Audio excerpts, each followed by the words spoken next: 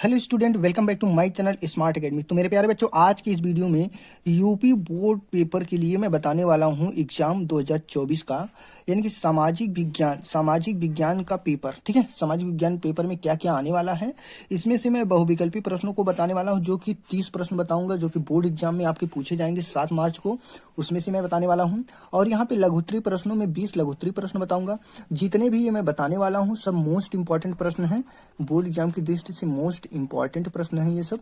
तो इन प्रश्नों को आप तैयार करके जरूर जाइएगा। अगर इन प्रश्नों को आप तैयार करके जाते हो तो ये मान के चलिए कि आपको जो है सामाजिक विज्ञान में 80 नंबर मिलने का चांस हो जाएगा। यानी कि अगर 70 नंबर की बात की जाए तो 70 नंबर में आपको लगभग यहाँ 60 नंबर मिल जाएगा। ठीक है, 55 या 60 नंबर का एवरेज आपको मिलेगा। ठीक है, 70 में 70 मैं नहीं कह पाऊंगा, लेकिन इतना जरूर कहूंगा कि आपको 70 में 60 या 55 नंबर जरूर मिल जाएगा। ठीक है, तो इसमें मैं कौन कौन से टॉपिक बताने वाला हूँ, देखिए। सबसे पहले सामाजिक विज्ञान में ये जानिए कि 20 नंबर का बहुविकल्पी आता है, तो आपको पता है। उसके बाद अति लघुत्तरी आता है, यानी कि जिसे लघुत्तरी बोलते हैं। और लास्ट में जो है विस्तृत आता है, 6 नंबर का या 7 नंबर का पूछा जाता है, उसको मैं बताने वाला हूँ।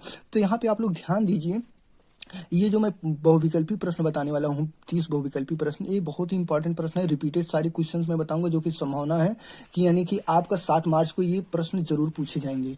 और विस्तृत में 3 से 5 प्रश्न बताऊंगा, 3 से 5 ऐसे प्रश्न बताऊंगा जो कि बहुत ही इंपॉर्टेंट है, जो पूछे ही जाते हैं हर वर्ष। इन्हीं 3 से 5 प्रश्नों में से 1-2 बार रिपीट होता है, क्योंकि 6 से 7 सेट बनता है। उन 6 से 7 सेटों में मैं ये समझता हूँ कि सभी सेटों में 1-1, 2-2 प्रश्न करके अथवा करके दिया रहता है। ठीक है, और इसमें सबसे यानी कि सारी चीजें बताऊंगा, जो बहुविकल्पी प्रश्न, लघुत्तरी प्रश्न, विस्तृत प्रश्न। यहाँ पे मानचित्र की बात है तो मानचित्र का आपको मैं नेक्स्ट वीडियो लाने वाला हूँ। एक वीडियो बन चुका है जिसको आप डिस्क्रिप्शन में जाके देख सकते हो, उसमें लिंक मैं दे दूंगा, उसमें जो है आप जाके देख सकते हो, लिंक उसमें मेंशन कर दूंगा। और यहाँ पे देखिए, सामाजिक विज्ञान के जितने भी मोस्ट इंपॉर्टेंट पेपर अभी तक हुए हैं पिछले विगत वर्षों में, तो पिछले विगत कई वर्षों में जितने भी हुए, उन्हीं से ये खोज कर मैं सारे प्रश्नों को यहाँ पे बताऊंगा। और सबसे लास्ट बात ये है कि इन प्रश्नों को मैं मॉडल पेपर से लिया हूँ और किताबों से। ठीक है, किताबों से बताऊंगा और मॉडल पेपरों से भी बताऊंगा। यानी कि कहने का मतलब ये है कि जो मॉडल पेपर है, किताबों से पूछे गए मॉडल पेपर में क्वेश्चन हैं, उन्हीं को मैं किताबों द्वारा आपको बताऊंगा। ठीक है, अभी बच्चे इसमें जुड़े हैं वो सभी के सभी इस वीडियो को लाइक कर देना प्लीज। ठीक है, इस वीडियो को आप लोग लाइक कर दीजिए, देख लेते हो लेकिन लाइक नहीं करते हो, लाइक कर दीजिए।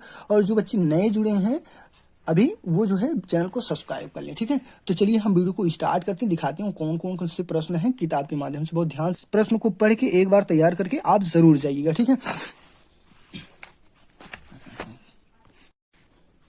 देखिए यहाँ जो है बहुविकल्पी प्रश्न। ठीक है, बहुविकल्पी प्रश्न जो 1 नंबर के, यहाँ पे देखिए, महात्मा गांधी अफ्रीका से कब लौटे। तो महात्मा गांधी अफ्रीका से 1915 ईस्वी, ठीक है, वर्ष 1915 ईस्वी में अफ्रीका से भारत लौटे थे महात्मा गांधी। ठीक है, पहला आंसर। यहाँ पे देखिए 2020 और 11 में पूछा गया। और दूसरा प्रश्न है, भारत वापस आने पर गांधी जी ने पहला सत्याग्रह कहाँ किया था। तो ये चंपारण में किया था। ठीक है, और तीसरा प्रश्न है, चंपारण सत्याग्रह में महत्वपूर्ण भूमिका किसने निभाई थी। यहाँ पे महात्मा गांधी जी ने महत्वपूर्ण जो है भूमिका निभाई थी, क्योंकि उन्हीं के द्वारा ये जो है सत्याग्रह चलाया गया था। तो ये मैं वो सारे प्रश्न बता रहा हूँ जो कि घुमा फिरा के आपको पूछा जा सकता है आपसे। घुमा फिरा के पेपर में पूछे जाएंगे, उनको मैं बता रहा हूँ। और चौथा प्रश्न है, असहयोग आंदोलन का नेतृत्व किसने किया। तो यहाँ पे हो जाएगा महात्मा गांधी जी ने। असहयोग आंदोलन, 5वां प्रश्न है, असहयोग आंदोलन का मुख्य कारण क्या था। तो असहयोग आंदोलन का मुख्य कारण था रॉकेट एक्ट। ठीक है, रालेट एक्ट। यहाँ 6वां प्रश्न है, नाइटहुड की उपाधि किसने वापस कर दी थी। तो नाइटहुड की उपाधि रविंद्रनाथ टैगोर ने वापस की थी। 7वां है, साइमन कमीशन भारत कब पहुंचा था। तो साइमन कमीशन भारत 1928 ईस्वी में पहुंचा था। साइमन कमीशन का विरोध करते हुए निम्नलिखित में से कौन से पुलिस की लाठियों के प्रहार से शहीद हुआ था। तो लाला लाजपत राय जो है पुलिस की लाठियों से शहीद हो गए थे, लेकिन इनकी मृत्यु हो गई थी। भारतीय राष्ट्रीय कांग्रेस ने पूर्ण स्वराज्य प्राप्त करने का लक्ष्य कब घोषित किया। तो यहाँ पे वर्ष 1929 ईस्वी में किया था। ये बहुत इंपॉर्टेंट है इस वर्ष के लिए। 17 में पूछा गया, 13 में भी पूछा गया है। 10वां प्रश्न है, गांधी जी ने नमक सत्याग्रह कहाँ प्रारंभ किया था। तो गांधी जी ने नमक सत्याग्रह जो है वो दांडी यात्रा से प्रारंभ की थी। ठीक है, सविनय 11वां प्रश्न है, सविनय अवज्ञा आंदोलन कब चलाया गया था। तो सविनय अवज्ञा आंदोलन 1930 ईस्वी को चलाया गया था। 12वां प्रश्न है, गांधी जी ने दांडी यात्रा की, कब की थी? नमक कानून तोड़ने हेतु। ठीक है, नमक कानून तोड़ने हेतु दांडी यात्रा की थी। 13वां प्रश्न है, वंदे मातरम गीत के रचयिता कौन है? तो वंदे मातरम गीत के रचयिता बंकिम चंद्र चटर्जी हैं। करो या मरो का नारा, देखिए 14 प्रश्न में है, करो या मरो का नारा किसने? महात्मा गांधी जी ने दी थी। ठीक है, अगला, यहाँ संसाधनों का विकास निम्न में से किस पर निर्भर है? तो संसाधनों का विकास यानी कि उनके सभ्यता पर और उनकी प्रौद्योगिकी पर, उनकी सभ्यता पर, उनकी प्रौद्योगिकी पर, यानी कि ए और बी सी दोनों सही हो जाएगा। भूमि एक संसाधन है क्या? प्राकृतिक संसाधन है। निम्नलिखित में से कौन सी अजैवीय संसाधन है? तो चट्टानें अजैवीय संसाधन है। ज्वारीय ऊर्जा निम्नलिखित में से किस प्रकार का संसाधन है? तो ज्वारीय ऊर्जा पुनः पूर्ति योग्य है, संसाधन है। ठीक है, 5वां दिया, निम्नलिखित में से कौन सा नवीकरण योग्य संसाधन नहीं है? तो यह होता है जीवाश्म ईंधन, नवीकरण संसाधन योग्य नहीं है। 6वां प्रश्न है, निम्न में से कौन सा व्यक्तिगत संसाधन नहीं है?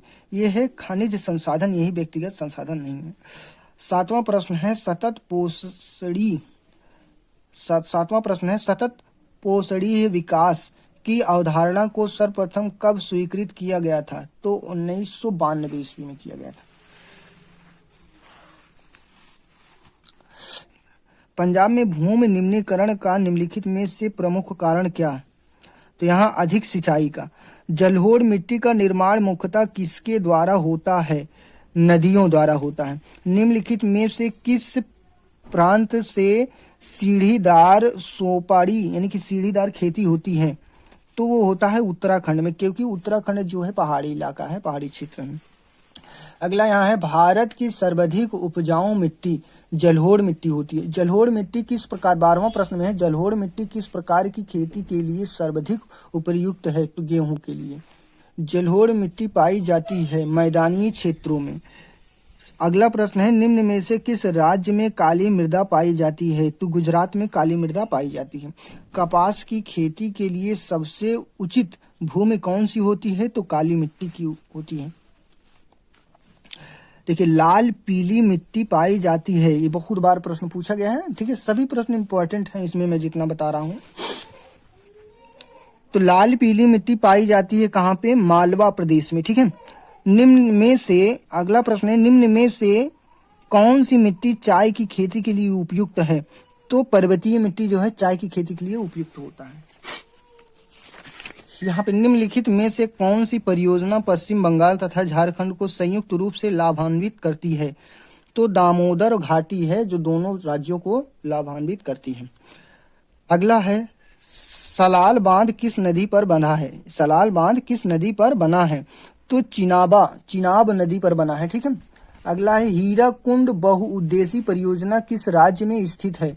हीराकुंड तो ये हो जाएगा उड़ीसा में, यानी कि हीराकुंड बहुउद्देशीय परियोजना उड़ीसा प्रदेश में है। हीराकुंड परियोजना किस नदी पर निर्मित है? तो ये महानदी पर निर्मित किया गया है। कहाँ पे?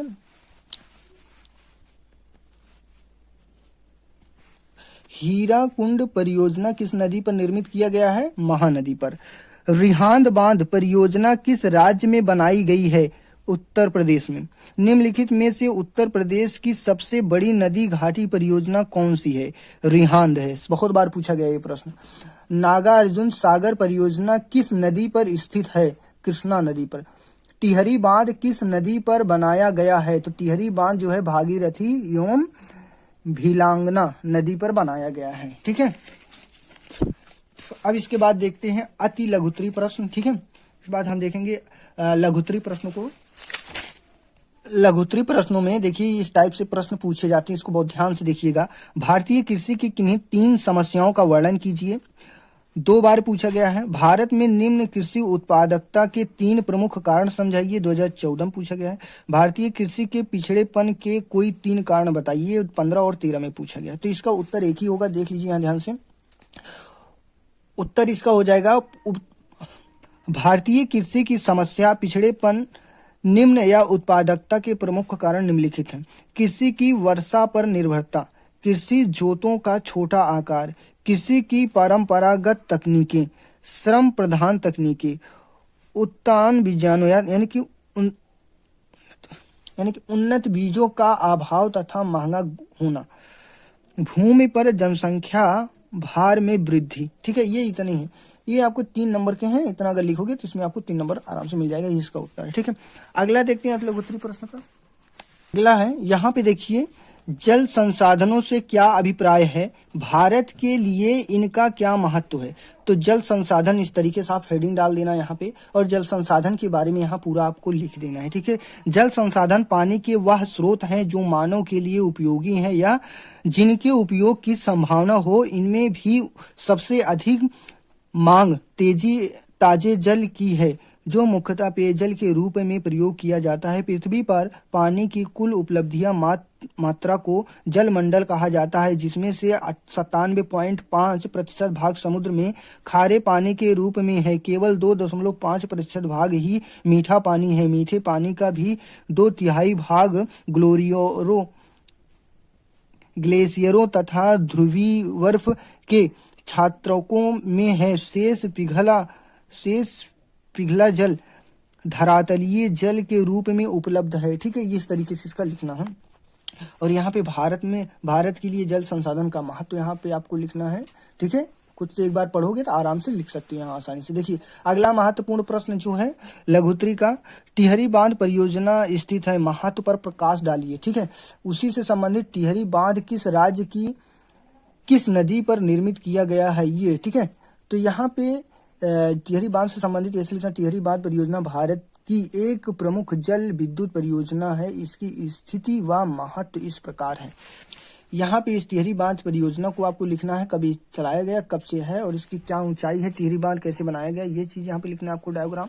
उसके बाद यहाँ पे टिहरी बांध परियोजना का महत्व यहाँ पे आपको लिखना है, इसका महत्व क्या है। ठीक है, अगला प्रश्न, इसको आप पढ़ लीजिएगा। अगला यहाँ पे देखिए, दामोदर घाटी परियोजना के 3 लाभों का उल्लेख कीजिए। इसको आप लोग पढ़ के जाइएगा अच्छे से। ठीक है, स्क्रीनशॉट ले लीजिए, वीडियो खत्म होने के बाद इसको आप पढ़ सकते हो। ठीक है, आसानी से पढ़ लोगे तो आप इसकी।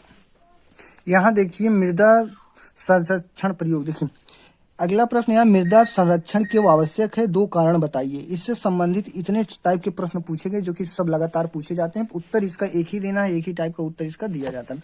और यहाँ पे आप देख सकते हैं इसका उत्तर कुछ इस प्रकार यहाँ पे है। तो यहाँ पे इसको आप जो है लिख लीजिएगा। ठीक है, देख लीजिए, स्क्रीनशॉट ले सकते हैं, इसका स्क्रीनशॉट लेकर इतना तैयार कीजिए। मैं आपको वही बता रहा हूँ जो आने की पूरी संभावना है, चांस है। ऐसा नहीं है कि बहुत सारे टीचर ऐसे पढ़ाते हैं, पढ़ाते पूरा चले जाते हैं और आपको लिखकर भी दिखाते हैं, लेकिन लिखते समय ऐसे याद नहीं होगा। आप लोग स्क्रीनशॉट ले लीजिए, इसको 1 बार 2 बार पढ़ लीजिएगा अच्छे से, याद हो या ना हो वो अलग बात है, एक बार इसको अच्छे से पढ़ लीजिएगा। ठीक है, अगला यहाँ पे हम दिखा रहे हैं आपको अगला क्वेश्चन, खादर एवं बांगर में अंतर स्पष्ट कीजिए। वह भूमि, इतनी बार पूछा गया, ध्यान दीजिए, वह भूमि, इसका उत्तर लिखिए। देखिए, खादर एवं बांगर में अंतर स्पष्ट कीजिए। वह भूमि जहां बांध के पानी के निरंतर पहुंचने से नवीन जलोढ़ मिट्टी का जमाव पाया जाता है, खादर कहलाती है। जिन क्षेत्रों में बाढ़ का पानी नहीं आता है वहां पुरानी मृदा बनी रहती है, उसे बांगर कहते हैं। बस इसका उत्तर ही इतना ही। ठीक है, ये आपको कई बार पूछे जाने वाले प्रश्न हैं। और यहाँ पे एक प्रश्न ये देख लीजिए। ठीक है, जलोढ़ मिट्टी तथा काली मिट्टी में अंतर, ये भी आप लोग अच्छे से तैयार कर लीजिएगा। यहाँ जलोढ़ मिट्टी की 2 विशेषताएं आपको बताना है, 2 विशेषताएं यहाँ लिखना है। ठीक है, और भारत में जलोढ़ मिट्टी के क्षेत्र बताइए तथा कृषि के किन्हीं 2 महत्व आपको इसको बताना है। यहाँ पे लिखिए, जलोढ़ मिट्टी उत्तर के विशाल मैदान में अंतर्गत पंजाब, हरियाणा, उत्तर प्रदेश, उत्तराखंड, बिहार एवं पश्चिम बंगाल में पाई जाती है। इसकी 2 विशेषताएं निम्नलिखित है।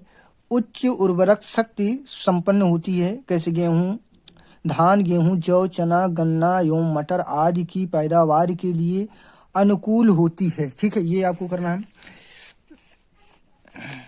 ये रहे, यहाँ देखिए, विस्तृत प्रश्नों में से महात्मा गांधी द्वारा चलाए गए 3 आंदोलनों का वर्णन कीजिए। महात्मा गांधी जी द्वारा चलाए गए किन्हीं 2 आंदोलनों के बारे में बताइए। ये इस टाइप के आपके प्रश्न पूछे जाएंगे। यहाँ पे सबने आवाज़ें आंदोलन और भारत छोड़ो आंदोलन का संक्षिप्त वर्णन करना है। इस टाइप के प्रश्न आपके पूछे जाएंगे और आप लोग स्क्रीनशॉट ले लीजिए। मेरा कहना है सभी प्रश्न को आप स्क्रीनशॉट लेकर अच्छे से तैयार कीजिए। इसका उत्तर भी ऐसे ही स्क्रीनशॉट ले लीजिए तुरंत तत्काल, और इसको 1 से 2 बार अच्छे से पढ़ लीजिए। बस इतना ही है इसका। ठीक है, उत्तर यहाँ से लेकर यहाँ तक इतना आप जो है इसका स्क्रीनशॉट लेकर आप कर सकते हो, या आपके पास सहायक पुस्तक होगी उससे भी आप इसको तैयार कर सकते हैं।